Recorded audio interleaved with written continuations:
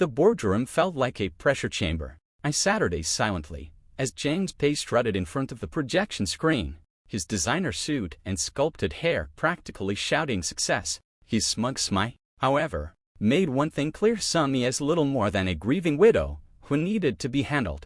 "The numbers don't lie," he said, clicking to the next slide. "Since David's death 6 months ago, our stock has dropped 15%. The market is losing confidence in quantum tech's leadership. My name is Rachel Chen. 6 months ago, I lost my husband in a car crash. Today, I was apparently about to lose his companion, at least that's what my brother-in-law thought.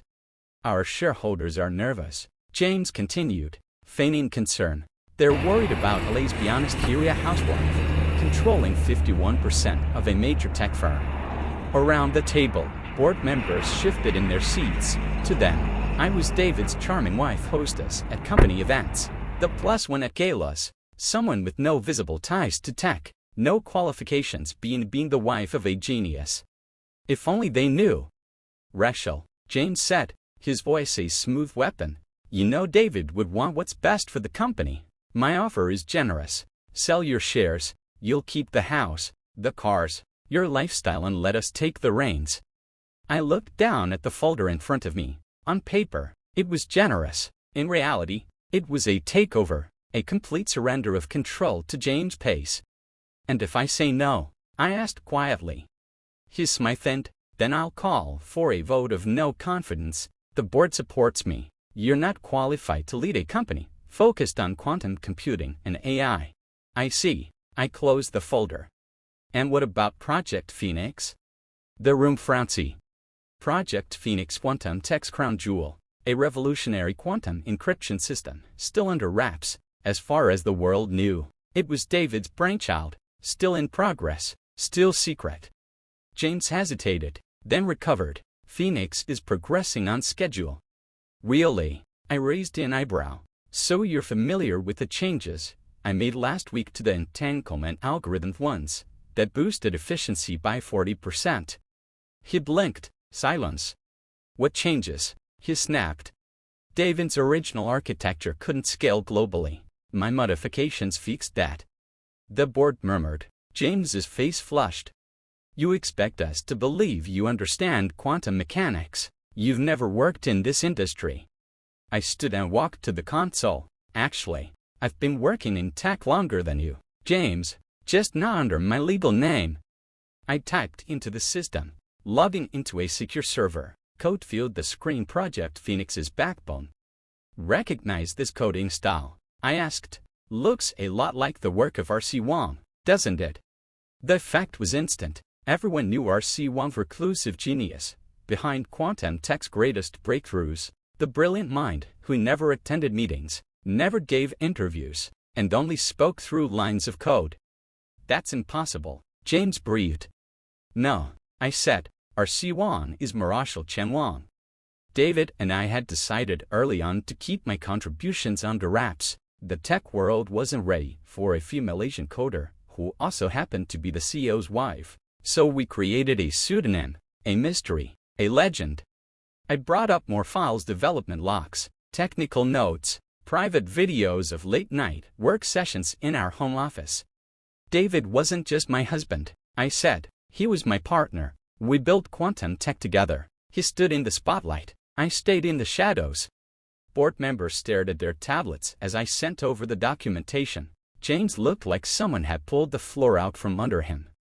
"This is a scam," he said, grasping. "You faked this. Would you like a deep dive into the algorithm? Or perhaps the neural net I designed for our ad division, the one you've been taking credit for?" The room was silent. For the next hour, I explained the architecture of Project Phoenix. I answered every question. I walked them through concepts James couldn't begin to touch. With each word, each demonstration, his authority bled away. "But the patents are in David's name," he protested weakly. I pulled up another document. "Jointly held," I said. David insisted, though I wanted to stay anonymous. He always said the world would need the truth eventually. Marcus Chen, our head of development, leaned forward. "The quantum bridge protocol thought was yours?" he asked, stunned. I nodded. David excelled at hardware. Software was my realm. Together, we were unstoppable. Understanding spread through the room. Pieces were falling into place. That's why he never explained the finer points, Marcus murmured. He always referenced R.C. Wang. Because I wrote it, I confirmed. I nodded. David and I had always agreed would be the face of the company, the one shaking hands and giving speeches. I would stay behind the curtain, solving the hard problems, building the future in silence. James had gone quiet, his gaze flicking between me and his tablet. I could almost hear the gears grinding in his head, searching for an angle, a lifeline. Even if this is true, he finally said, voice tight, running a company takes more than just writing code. It requires leadership, business sense. You mean the same business sense I used to close our Series C funding? I replied smoothly. The $300 million deal with Vector Capital, negotiated entirely through encrypted messages under the R.C. Wang identity. The murmurs began again. That deal had become legend in the industry. Precise, demanding, and shockingly favorable to us. Investors had long praised R.C. Wang as one of the sharpest minds they'd ever encountered.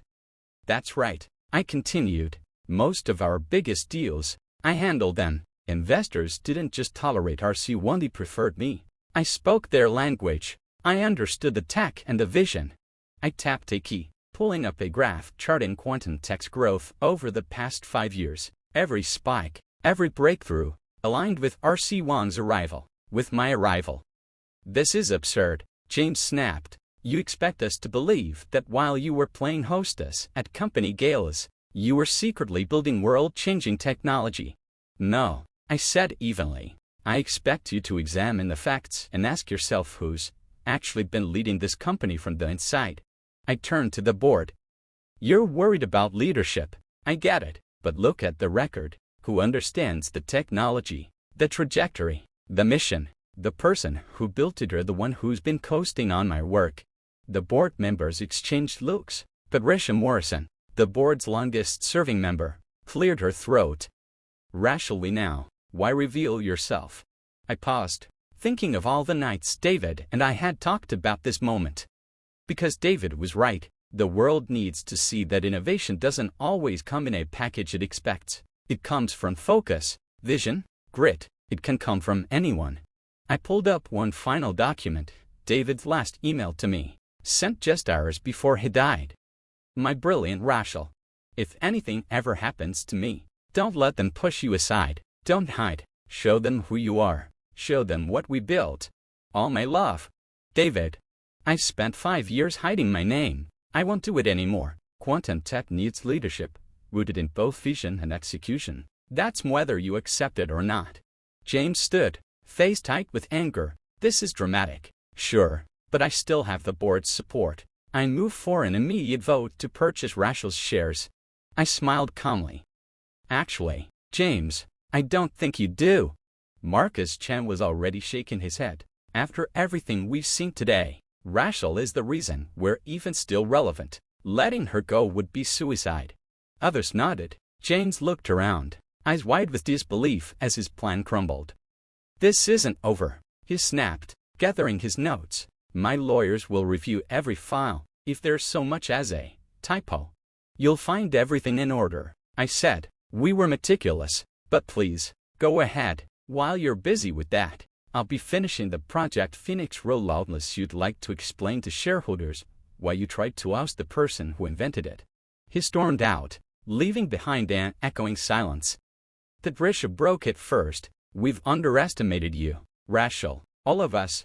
I looked around the table, at the men and women who had seen me as an accessory for years. Yes, I said quietly, you have. The question now is what are you going to do about it? The weeks that followed were a whirlwind. When news broke that R.C. Wang, the elusive, game-changing developer, was actually Rachel Chen, the tech world exploded. Headlines blazed. The narrative shifted overnight. The grieving widow, who wasn't just a silent partner but the genius behind the curtain. During my first public interview, a tech weekly reporter asked, why hide behind a pseudonym for so long? Weren't you angry about not getting the credit? I looked past the cameras, to the photo of David on my desk. It was never about credit, I said. David and I knew what people would see: a woman, Asian, married to the CEO. We wanted our work judged by its merit, not its optics. The reporter nodded solemnly. Your brother-in-law is still challenging your claim. Any comment? I smiled slightly. James is entitled to his doubts, but the code speaks for itself. What I didn't say was that, just that morning, I'd received an email from his attorney formally dropping the inquiry. They'd found nothing, because there was nothing to find. Every patent, every commit, every deal, it was all real, all ours. A week later, Marcus appeared in my office with a hesitant look. The dev team wants you to do a code review, he said, in person. They've been reading our C1's documentation for years, but now they want to learn directly from you. That afternoon, I walked into the lab where no one had ever expected to see me, and for the first time, I wasn't an accessory, a footnote, or a mystery. I was their leader. Line by line, we built something new together. I designed it all. Makes sense now, one young developer said, shaking his head in wonder. The elegant solutions, the innovative approach. He had your signature all along. We just didn't know who to look for. That evening, as I was shutting down my terminal, Patricia Morrison appeared in my doorway. The board's made a decision, she said without ceremony. We'd like you to take the helm permanently as CEO. I looked up from my screen, where the latest Project Phoenix tests were still running clean. And James? She smiled faintly. Resigned, effective immediately. His final attempt to undermine your work backfired. Turns out several of his so-called innovations were lifted from half-finished versions of your prototypes. I wasn't surprised. James had always been better at polishing borrowed brilliance than generating his own. There's more, Patricia added. Since your reveal, we've had a flood of collaboration inquiries. Apparently, our C1's name carries even more weight now that people know who you really are. I thought of David, of our whispered dreams in the dark, daring to imagine a future no one else could see. What kind of collaborations? Google wants to explore quantum-enhanced machine learning. Microsoft is interested in integrating Project Phoenix into their cloud architecture. And SpaceX, she paused, lips twitching. They want to discuss quantum communications for Mars. I smiled. Schedule them all, but make one thing clear: I'll be there as myself. No more shadows. The next month was a whirlwind of keynotes, closed-door negotiations, and high-profile interviews. I launched a mentorship program for women in STEM. Our C1 became more than a legend. She became a symbol, a challenge to the industry to do better, to see better. James faded from the spotlight. Rumor had it he was trying to start his own company, but his reputation preceded him. Now investors have seen the real architect behind quantum tech. 1 year to the day after I stepped into the light, I stood on stage at the World Technology Summit, preparing to unveil the global launch of Project Phoenix. Quantum computing isn't just about power, I said, facing the crowd. It's about possibility, about daring to solve problems others call impossible. Behind me, the screen lit up with an old photo: David and me in the garage, soldering wires on our first prototype. This is where it began, not in a corporate boardroom but here, with two people who believed that brilliance didn't need permission. One stood in the spotlight, the other stayed in the shadows. I paused. Today, we bring that brilliance into the light.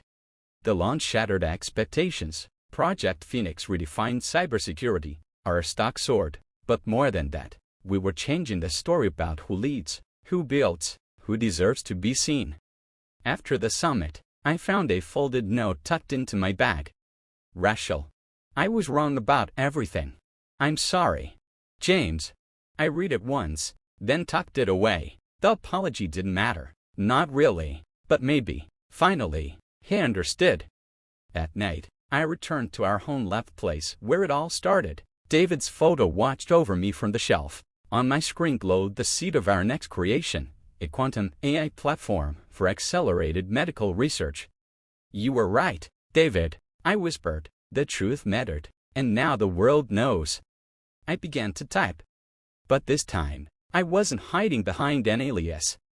I was Rachel Chen, CEO, engineer, Visionary? Writing the code that would change the world. Finally, fully, myself.